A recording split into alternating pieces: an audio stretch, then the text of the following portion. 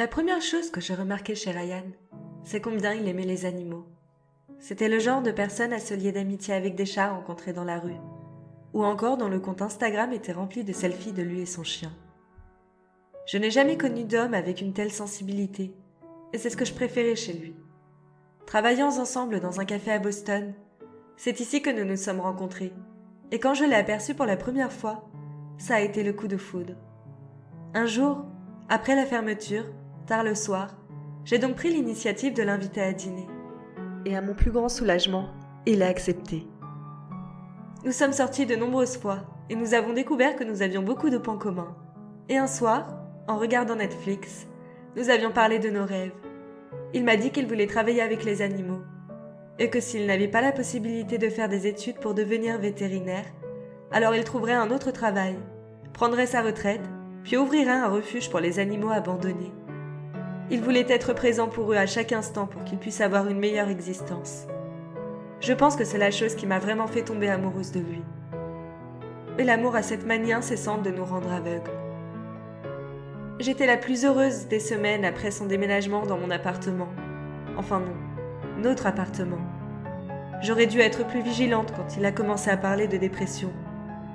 Quand il a décidé de cesser de venir travailler, cela ne m'a pas inquiété plus que ça, et ne me dérangeait pas, sachant que j'attendais une promotion et que mon salaire pouvait nous soutenir.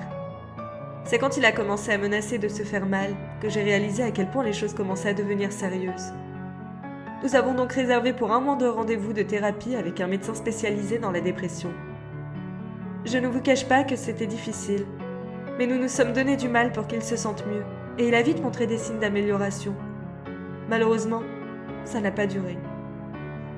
Une partie de ma promotion au travail consistait à former de nouveaux membres de l'équipe, et grâce à cela, je me suis rapprochée d'un collègue. Et nous discutions quelquefois en ligne, bien évidemment, en tant qu'amis. Mais ce n'est pas comme cela que Ryan l'a interprété. C'est quand je me suis rendu compte qu'il ne prenait plus son traitement qu'il était déjà trop tard. Dans un accès de colère, il m'a clairement fait comprendre que si je tentais de le quitter, il se tuerait, et s'assurerait que je voie sa propre mort pour que ça me hante jusqu'à la fin de mes jours. Et sans hésitation, je lui ai répondu que j'appellerais les flics s'il mentionnait encore de se suicider, et que c'était pour sa propre sécurité. Et il a soudainement perdu la tête. Rapidement, il attrapa un couteau de cuisine et pointa la lame à sa gorge. Je me suis précipitée pour l'arrêter, mais c'est à ce moment que son teint a changé de couleur, presque de rage. Il a alors retourné le couteau sur moi. Tu penses que tu peux simplement rentrer chez nous, de cette façon, après m'avoir trompé délibérément ? Il se balança sauvagement, frôlant presque mon bras alors que je tentais de me défendre. Et je n'ai pas eu le choix, je l'ai poussé. Je l'ai juste poussé, rien de plus. Alors qu'il perdait l'équilibre et tomba sans possibilité de se retenir, son crâne s'écrasa dans le tranchant du comptoir de notre propre cuisine. Il émit un son écœurant lorsque son souffle se bloqua dans sa gorge, puis il resta immobile. J'ai essayé de le réanimer, en vain. Je jure que j'ai tout essayé. Mais il n'était plus là, il ne restait que son corps. Je ne pouvais appeler personne, pas même les urgences. Je ne pouvais pas accepter ce que je venais de faire. Je l'aimais tellement.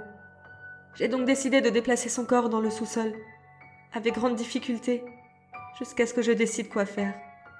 Mon indécision a duré quelques jours, puis quelques semaines. C'était plus facile de prétendre qu'il était parti en vacances. Du moins, c'est ce que j'ai dit à sa famille et à ses amis.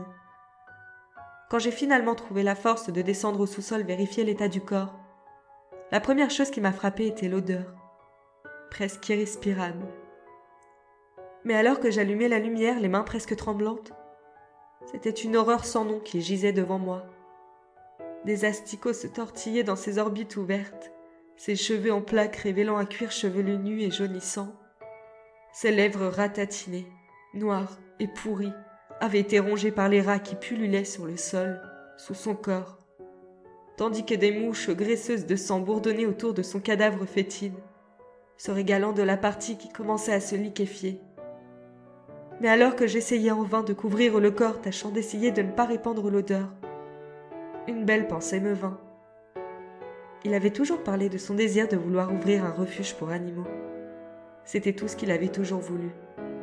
Même les plus laids, ceux que personne ne souhaitait avoir. Il n'était plus là dorénavant, mais d'une certaine manière, j'ai trouvé un réconfort dans le fait que, même dans la mort, et dans l'état dans lequel il était actuellement, j'avais quand même fini par réaliser son rêve.